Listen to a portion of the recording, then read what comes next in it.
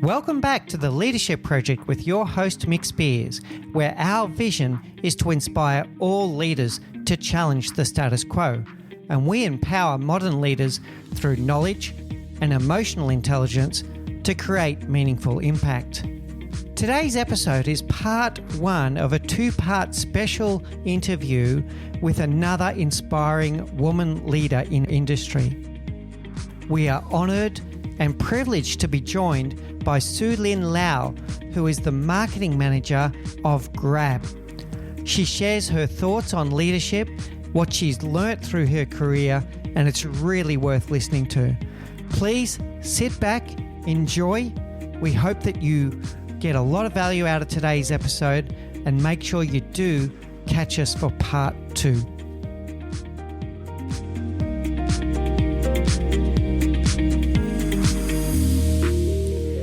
Hey everyone, and welcome back to the Leadership Project, where our vision is to inspire all leaders to challenge the status quo.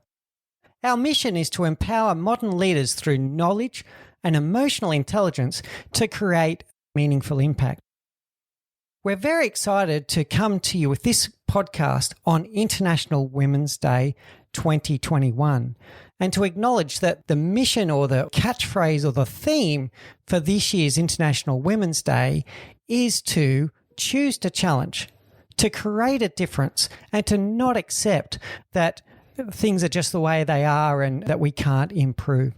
I'm really excited today that we're joined by a young, modern leader to celebrate International Women's Day, to inspire women from all around the world to progress and to show them that they can be successful in business and in life. Today, we're joined by Sulin Lau from Grab.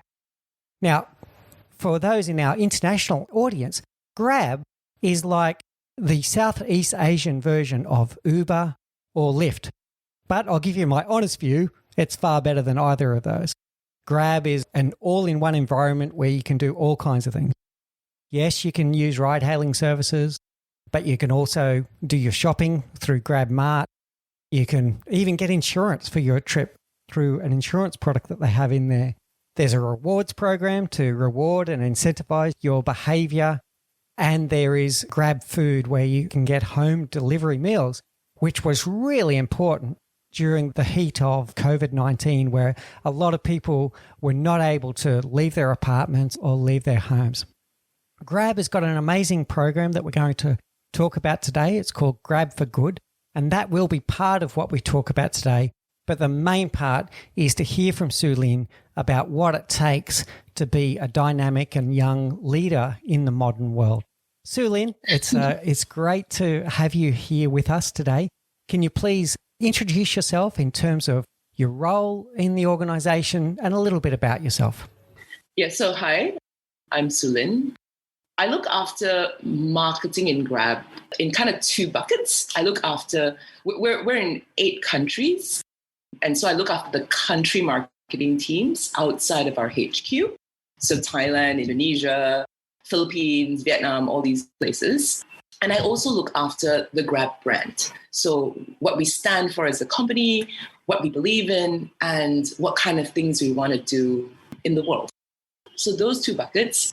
I was going to say, actually, I thought the introduction was really funny, and I was giggling because actually one of the things that is unusual about me in Grab is how 43 years young I am. So I started work in 1998, which is about 10 years before Facebook came into all our lives, right? And so I think this is quite interesting. I do consider myself a young woman, and chronologically, that probably isn't what the world sees me as. But we can talk more about that today. Fantastic, Sulin. So first of all, I would never have guessed your age. Secondly, that means that you've been in business during the most amazing changes. Even financial crisis. Oh, yeah, financial crisis as well. Yeah, right. So you've been through some amazing changes that have happened in the world. And lastly, I'd like to congratulate you on your success. The Grab brand is such a strong and recognized brand in Southeast Asia. It must be 8 or 9 countries where it's synonymous with mobility. It's synonymous with home delivery of food, as I mentioned before. And of course, things like Grab Pay, being able to go around to the local coffee shop and to be able to do micro purchases with your Grab Pay wallet as well. And I understand that relatively recently, Grab in Singapore took a digital banking license as well. Bank. Absolutely amazing. The evolution, from what I understand, started as a very small business in Malaysia trying to work out how to improve taxis and how people can hail taxis and move around, to now what is one of Southeast Asia's most recognised brands. And that's why I say congratulations on your personal success in that regard, and also making a positive impact in the lives and connecting Southeast Asians in all kinds of ways, from community engagement to helping local businesses. It's really an amazing success story. So well done to you, and well done to all of the Grab team for what you've achieved so far. And I'm really excited to see what you do next. Tell us a little bit more about your day-to-day work. What does a day in the life of Sulin look like? For us, we aren't at all like Uber, right? So that was one of the big differences in terms of when Uber was in this region. We aren't at all like Uber. We kind of index to becoming very localized. So in every country that we work in and we operate in, our product mix is slightly different. So that means that from a marketing perspective, we have teams originating thinking and plans and even product thinking sitting in different countries. If we were allowed to travel in 2021 and you opened your Grab app in Indonesia or you opened it in Cambodia, you would see completely different things that Grab serves. In Indonesia, you can have doctors, telemedicine, wow. You can consult a doctor about a cold and stuff like that. And in Myanmar, you can basically get tuk-tuk and tuk-tuks deliver your parcels in Cambodia. Yeah. Okay. So it's quite different. And so my day-to-day is quite unusual and it's awesome. It's like Willy Wonka's factory, right? So I have 160 people working across all our markets. And the problems that they surface will sound very exotic if you kind of sit in your Singapore bubble, right? So you'll have all types of different things happening in different countries. So we're also expanding into the rural areas. So I think a lot of the calls that we have right now, it's like, how do we represent a super app, an app with multiple services, to people that are probably not as tech savvy? I had a call the other day about how are we onboarding farmers and fishermen onto our platform as well, and how do we communicate to them in a very, very different sort of way. And so that part of, I think, the interesting thing about the job is that every hour of the day, you kind of have to switch to a different kind of bucket in your brain. And sometimes it's kind of more normal modern marketeer stuff. Like this morning before speaking to you, it's a performance marketing audience playbook. And sometimes it's pretty exotic and pretty fun because it's exotic. I think we might have to have you back on the program another day to talk about marketing, because what you're talking about there is a really great sign of really listening to the market. And marketing obviously starts with a listening activity, and it's a cycle that continues on. So I'm really interested to hear what you're saying there about the fact that it is different in each country. And living here in Singapore, I didn't know that. I have used the Grab app in the Philippines and in a few other countries, but I didn't realize just how different it is as it spreads across. So yeah, once again, well done. Really interesting. Just to give you an example, in Singapore, you'll see something called mix and match, right? Which we kind of use in malls, right? Yeah. So you can take an order. I think Grab is the only one that can do this. You can order from a couple of different restaurants within the same mall in the same order. So we kind of save on that delivery, right? Yeah. So you get one guy picking up different things from different restaurants in the mall. Using that same mindset, we've managed to use that in wet markets in Vietnam and Malaysia. Oh, so wow. Instead of going to a supermarket, because it's not one stall in a wet market, right? When you shop in a supermarket, you're just buying from Tesco or Walmart or whatever that is. If you go to a wet market, which is where the majority of people are shop in Vietnam, you're buying from different individual small vendors using the same tech. We do that in Vietnam, where they buy from the chicken seller, the herb guy, the noodle guy. That same technology is hyper-localized for Vietnam's grocery buying moms, right? So I have to admit that my wife and I have used the mix and match functionality because we don't always agree on what we're going to have for dinner. So it does make it... characters everywhere. Yeah, yes. It's really good. It saves arguments. It's very good. All right. So it is International Women's Day. What does International Women's Day mean to you? I think for a large part, right, over the decades, it's meant different things, right? I think female empowerment, when I was very young, meant that you had to behave like as strong as a guy, right? That was absolutely true. If you think about the 80s and the 90s, like how to feel powerful and how to feel empowered is being as powerful as your male counterparts. And I think how every year when you think about Women's Day, you think about how that idea of empowerment has evolved. Over the last, I think, maybe 10 years, I feel that as a female, there are things that I do or innate traits that my male counterparts don't have access to some of those things that I can do, right? And I think that being comfortable in our own sense of how we feel powerful, a reminder every year around this time, I'm very grateful for how the world has changed around allowing us to have our own personal idea of feeling empowered and strong. And that's what it means to me. That's really insightful, Sulin. It makes me think of something I was considering the other day. And this has happened in my lifetime and yours. If you think about strong female leaders on the world scene, and you think back to when we were young, you and I, Margaret Thatcher is the person that comes to mind, who was Prime Minister of England for many years, and her nickname was the Iron Lady. And the way that women could make it into powerful positions was to emulate men, or maybe even go even further and go the other end of the scale. And now you look through to today and you have people like Jacinda Ardern, who's the Prime Minister of New Zealand, who's just herself.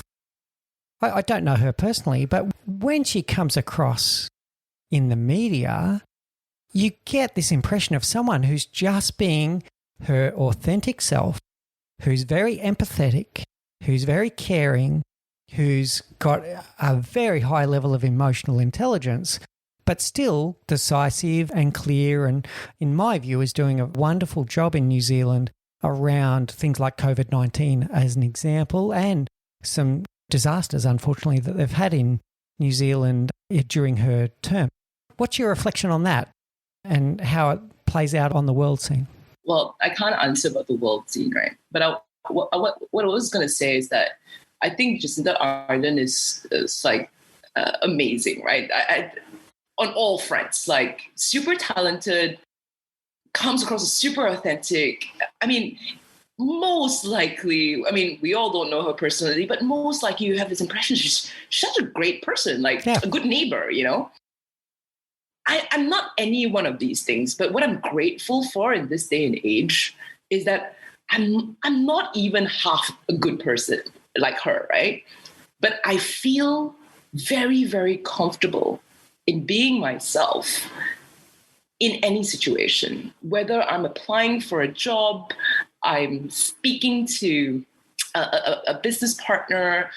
I feel that I have the permission as a woman, as an ordinary woman, not a Jacinda Ardern, rock star woman, as an ordinary kind of average person, I feel very much empowered to wear whatever I like to any meeting, not need to kind of self-censor my thoughts when I speak to people, and just be authentic and feel very comfortable with it. And it gives you so much more strength because you're true. Even if that's not a perfect true, even if it's not a fully attractive true, feel comfortable being true to yourself. And I think that that's something that women have started to enjoy, even in this part of the world where it was not always very true. And I'm grateful for that. I'm grateful that for the last 10 years, I've been able to pretty much say whatever I want, think whatever I want, and not be sanctioned for it. Wear whatever I want. Like if I wanted to wear all pink Hello Kitty up to work, nobody's going to give me crap for it. I'm really pleased to hear you say that, Sulin, and it does give me confidence that we're making ground. I still think we've got a long way to go. We're not where we need to be, but it's certainly a recognition that the world is changing, and it's changing for the better. You've had some great success in your career up until this point. What leaders have you had that have inspired you to be who you are, to be the person that you are today? The context of it is I started off working a bit of a nerd, right? And I had a strong dislike for people who are fluffy. Okay. Like 23 years ago, okay? 22 years ago. And then somebody really a lot smarter than me told me this. I think it was English, because English people can quote really well verbatim. And I can't remember who was quoting, but he said, rigor alone is paralytic death. But imagination alone is insanity. And you need the combination of both. I think I was told that when I was 24. I'm not 43. It's 20 years. And I think that before I understood what kind of person that was, I started to think like, that's who I want to look up to. People that can understand things very, very deeply, and they take the time to understand things for themselves, unpack things for themselves, study things for themselves. And yet they don't get confined by it, but they can dream. They can dream of what can be.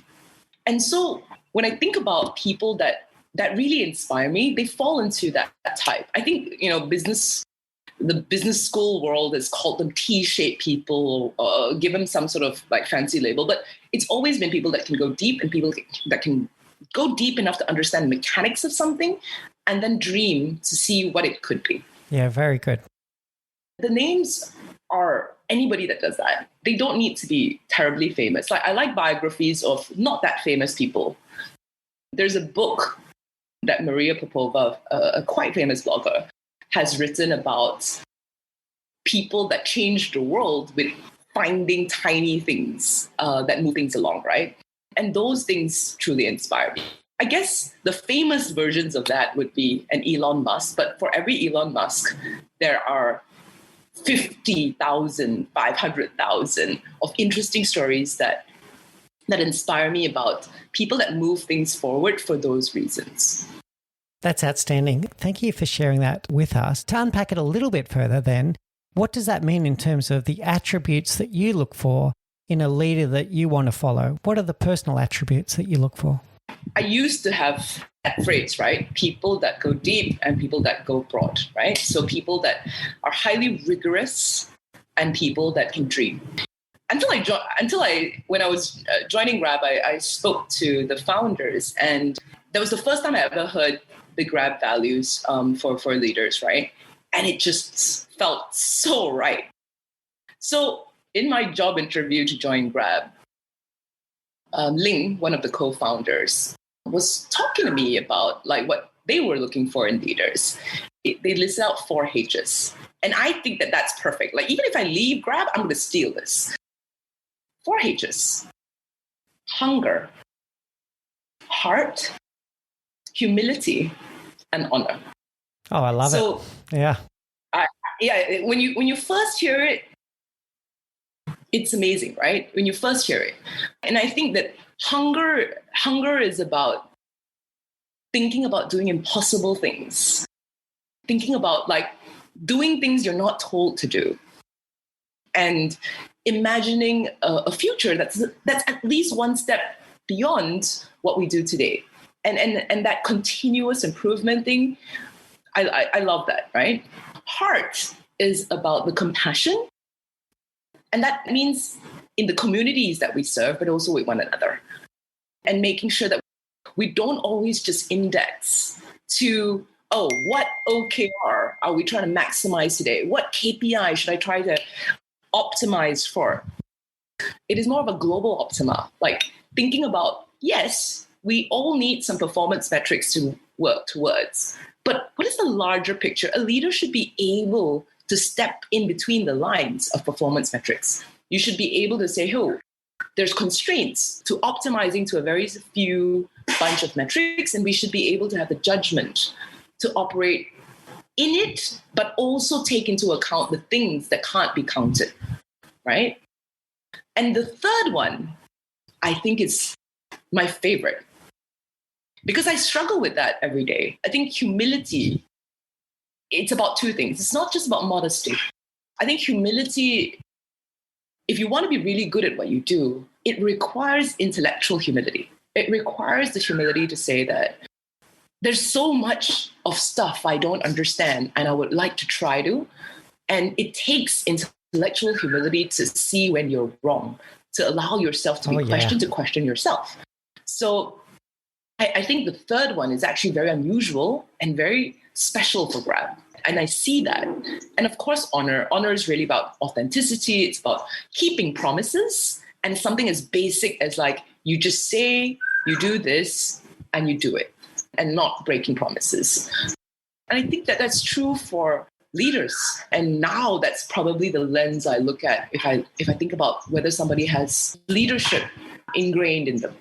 That's outstanding, Sulin. I've got to tell you, I was sitting there just absorbed with everything that you were saying. And I was thinking about all of the leaders that I've had in my career as you're talking, and classifying them and going, who were the really inspirational ones? And they ticked all of those boxes. And who are the leaders that didn't inspire me, made me feel less inspired? And we could go into that in a lot of detail one day, maybe over a coffee or something. And those ones that were at the other end of the scale would be missing one or more of those. So that was really insightful. I hope you don't mind. I'm going to remember that forever. That's really great. Thank you so much for sharing that with us. It's not mine. It's Grab's. So when we do our performance evaluation, we have two sections. I mean, we just completed it for last year, right? So we have two sections. We have business impact and culture. And in the culture section, we assess ourselves about how we did in 2020 around these four things. So we do a self-assessment. And I would probably say that because I've been given these very clear four words, right, I can actually say that I've probably grown. I'm still horrible at some of them, but I've probably grown because I look at them as, I accept them as the correct benchmark for leadership. And I can see my gap to what I think a correctly humble person should be, or a correctly hard person should be, right? And I was just told by my manager, she's like, yeah, actually, you have improved a lot in this area in the last couple of years.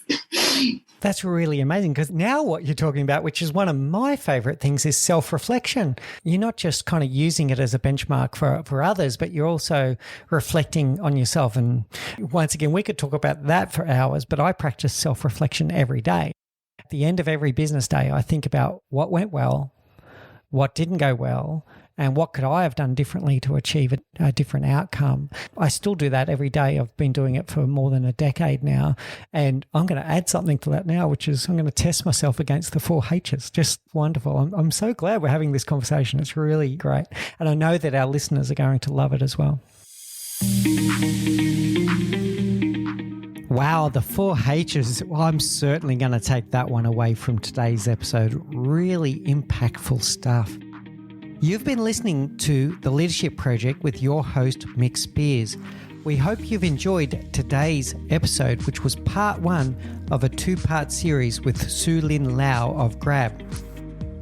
Please do join us again soon as we bring you part 2, and Sulin goes into more detail about her own career progression and some of the important lessons that she's learnt along the way. We hope you are enjoying the show and getting great value from it. Please do remember to hit subscribe to The Leadership Project on your favorite podcast service so that you are informed of all of our future episodes. It would also be great if you could tell your friends about the show so they can enjoy it as well. And if you could please leave us a review on Apple Podcasts or iTunes, it would be greatly appreciated.